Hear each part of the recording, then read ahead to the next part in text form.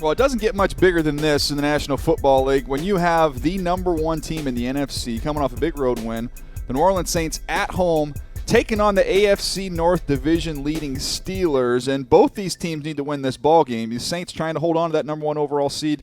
The Steelers trying to stave off the Baltimore Ravens, who have been charging hard here at the close of the season. And, Buck, I know when we look at this ball game, it's hard to take your eyes off of two explosive wide receivers. I mean, you're talking about two of the best receivers in the game, Antonio Brown and Mike Thomas. And when I look at Antonio Brown is so different because to me, he's really a sandlot player. He's talented, he's skilled, he can run routes, but he is at his best when the play breaks down and he's able to kind of go freestyle. He and Ben Roethlisberger have this synergy. Here we see it kind of coming inside, wide open space. You're going to find him. Big Ben finds it, drills it, first down.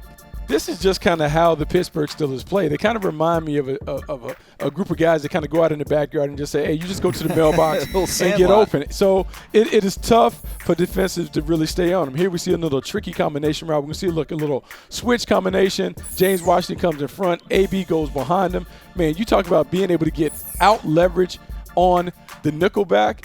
These are the things that the Pittsburgh Steelers have been able to do to create big play opportunities for their best receiver in Antonio Brown. Well, no doubt. Antonio Brown has been awesome, and Juju Smith-Schuster really emerging kind of as a 1A, 1B situation there. But Michael Thomas, a guy that we've talked about plenty on the show, I use the word explosive. Now, I'm not worried about 40 times, Buck. I'm talking about explosive when you get to the top of your route to generate separation.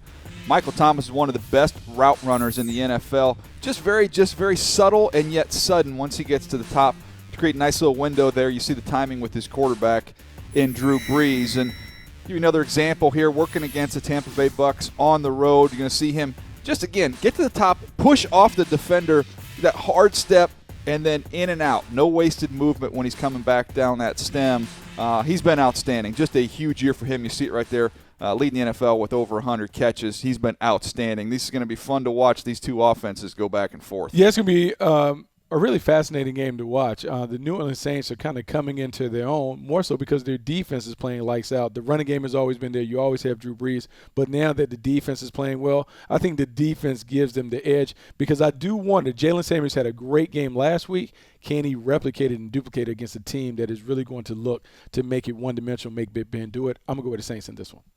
We talked about these wide receivers. I'm telling you, the backs catching the ball out of the backfield is going to be big in this game. I like the Saints to get it done at home, which is going to make the AFC North wide open, and it's going to look more and more like the New Orleans Saints are going to be dome, sweet dome for the entire postseason.